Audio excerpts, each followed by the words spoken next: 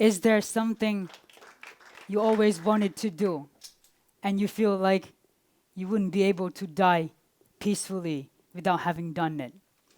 Giving a TED talk is that for me.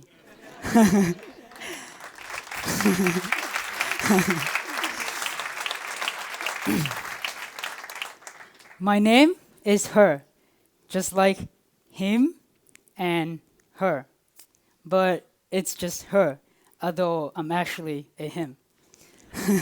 If you think that's weird or interesting, check this out. My sister is called Me, and I have a friend called I who dated a girl called You. I'm a student from United World College Maastricht in the Netherlands, and the video that you just saw was about a project that I did back home in Laos. Oh, I'm from Laos, by the way. And if you don't know where Laos is, I have a map here for you. Um, I brought the map because when I first came to Europe, so many people asked me where I was from. And I said, oh, Laos. And they were like, oh, yeah, I've been there. I was in China last year, or Thailand.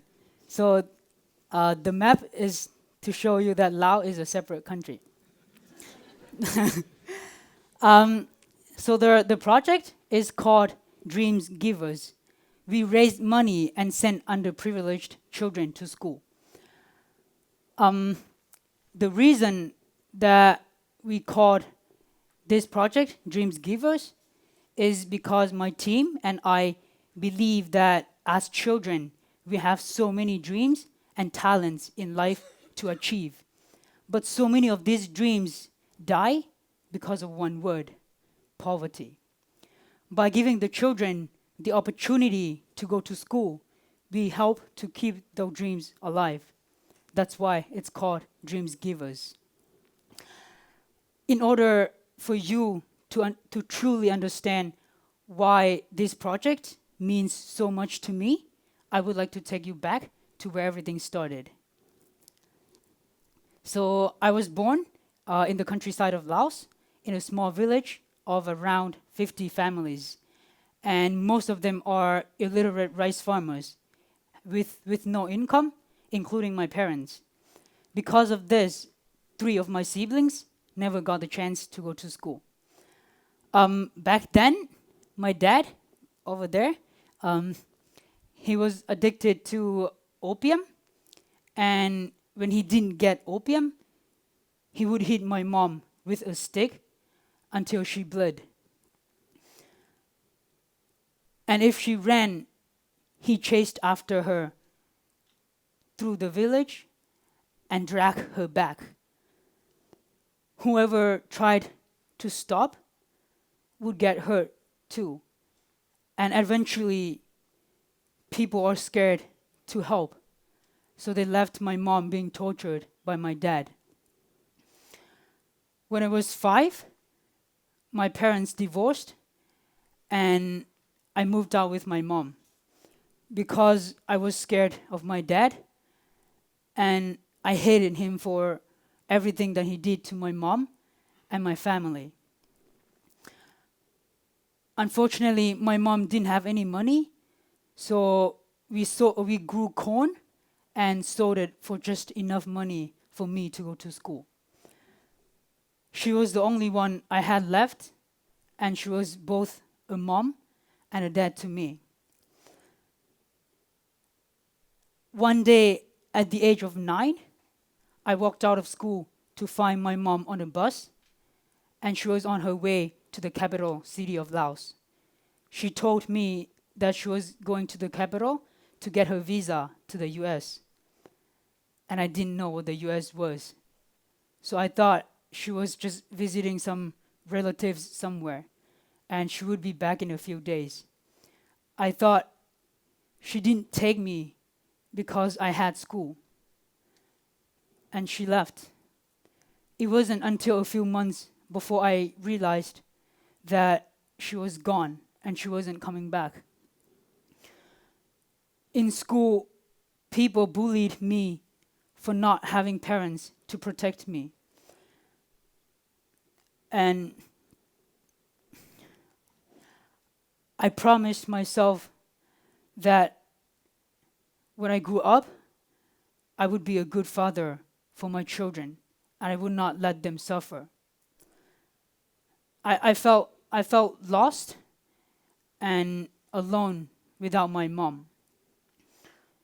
So at the age of 15, I was determined to study English so that one day I could go and study in the US and reunite with my mom.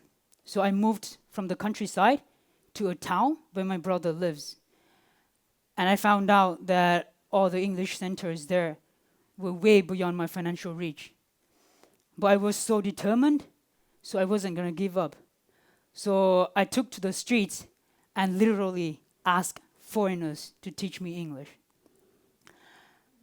After school, I would go back there and talk to people and ask them to teach me English and practice my English until 10 p.m. or 11 p.m.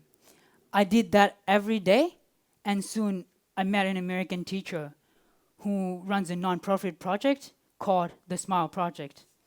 He teaches impoverished youth in Laos for free. He teaches English and other life skills. Many of my friends and I have lived with him for the past 5 years, and he means a lot to me.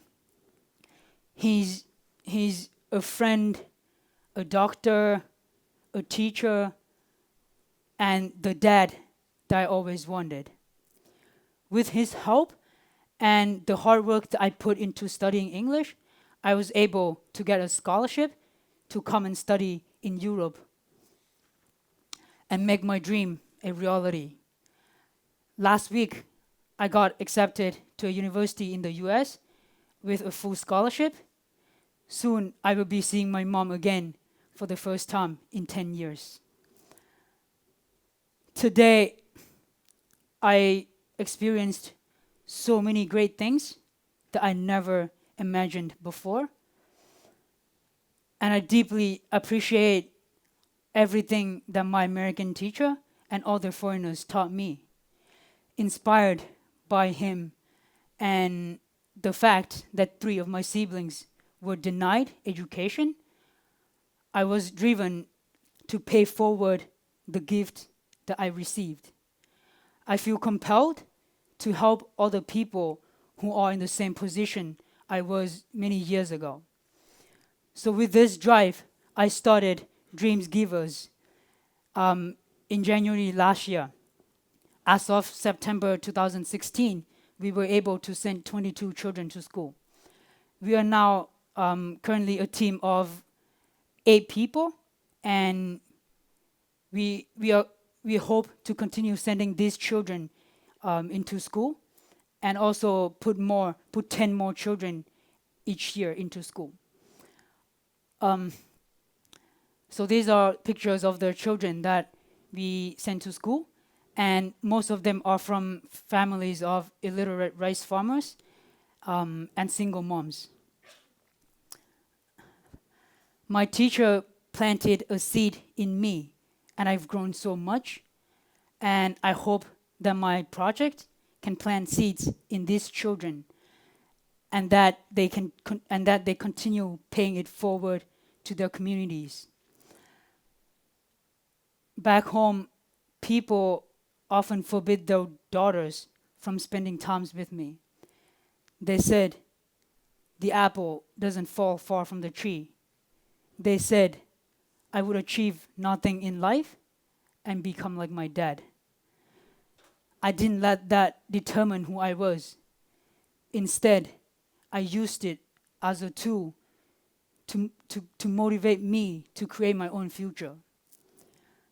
If I could come from nothing and get to where I am today, I believe you too can go out there and start nurturing your dreams and passions. There are so many people out there that need the skills you have. And if you have doubts and don't want to believe in you, believe in the people who believe in you. Thank you.